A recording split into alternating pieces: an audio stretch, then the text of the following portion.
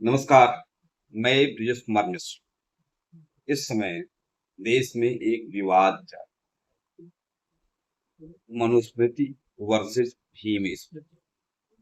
ये देश किससे चलेगा? भीम स्मृति से चलेगा कि मनुस्मृति से? ये देश दोनों से आज भी चलता है। अगर आप भारतीय संस्कृति सभ्यता को मानते हैं तो आप मनुस्मृति को, आप 16 संस्कारों को मानते हैं तो आप मनुस्मृति को मानते हैं। आपके यहाँ मुंडन संस्कार, जनेऊ संस्कार, गर्भ संस्कार, विवाह संस्कार, अंतिम संस्कार, ये सारी चीजें हो रही हैं तो आप मनुस्मृति को मानते हैं। तो जो लोग कह रहे हैं कि इस देश का गाइड जो है वो भीम स्मृति है, तो मैं प्रणाम करता हूँ ऐसे बुद्धिमानों को जिनकी बुद्धि इस प्रकार की। प्रणाम तो करना ही पड़ेगा। मुझे हंसी भी आती है ऐसे लोगों की बुद्धि पर। अब चलिए थोड़ा सा बात कर लेते हैं स्मृति किसे कहते हैं। मनु स्मृति, ये मनु महाराज की स्मृति है।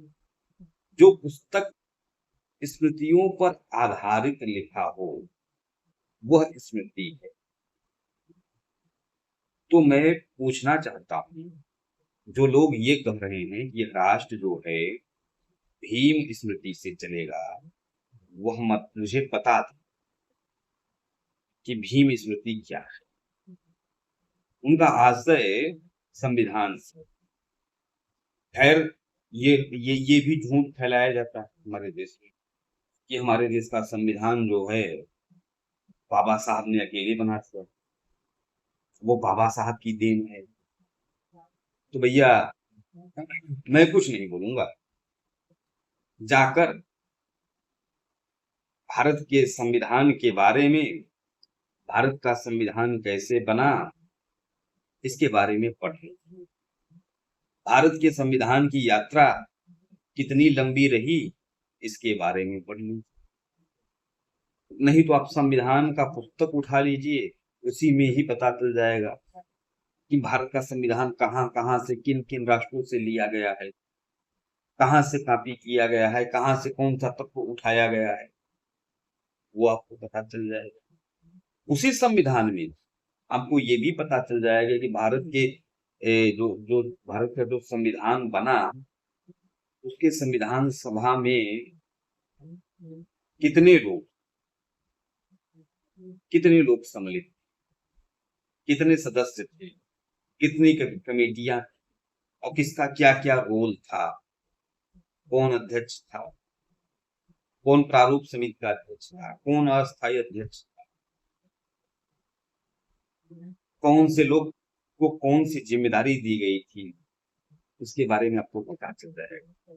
हमारे देश में वोट बैंक के लिए बहुत झूठ फैलाया जाता है, तो उन झूठ को पहचानना और पाखंडों को उजागर करना हम जैसे लोगों का दायित्व है।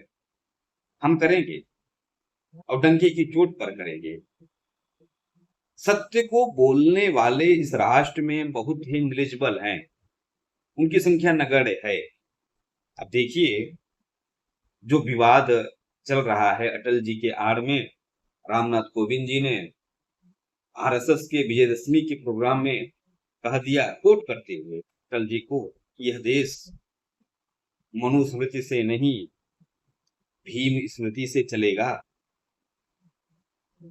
गाइड हमारा जो है वो भीम स्मृति है। तो ये कहने की जरूरत नहीं थी। इस समय देश जो है, जो नियम कानून चल रहे हैं इसमें वो संविधान का ही चल रहा है। हिंदू समाज मनुस्मृति को अपने जीवन में उतारता है। जो हमारी संस्कृति सभ्यता है, हमारा जो पूरा जीवन है, जो 16 संस्कार हैं, वो हम मानते हैं। ये संविधान अधिकार भी देता है हमें। तो और पहली बात तो जो उन्होंने भीम स्मृति कहा, मुझे तो इस पे ही आपत्ति हो। भीम स्मृति नहीं है, स्मृति संविधान है ही नहीं। तो जिन लोगों ने भी संविधान को स्मृति समझा है, वो उन लोगों की बुद्धि को बारंबार पढ़ा। कि आपकी बुद्धि कैसी थी और कैसे लोग हमारे देश में राजनीति करते हैं और कैसे राज्य कर लिया है। जिनको स्मृति क्या है वही नहीं मालूम। हमारे देश में मनुस्मृति तो सबसे पुरानी स्मृति है। ये तो कहिए सृष्टि का जब प्रारंभ हुआ तब ये प्राचीन कानून है।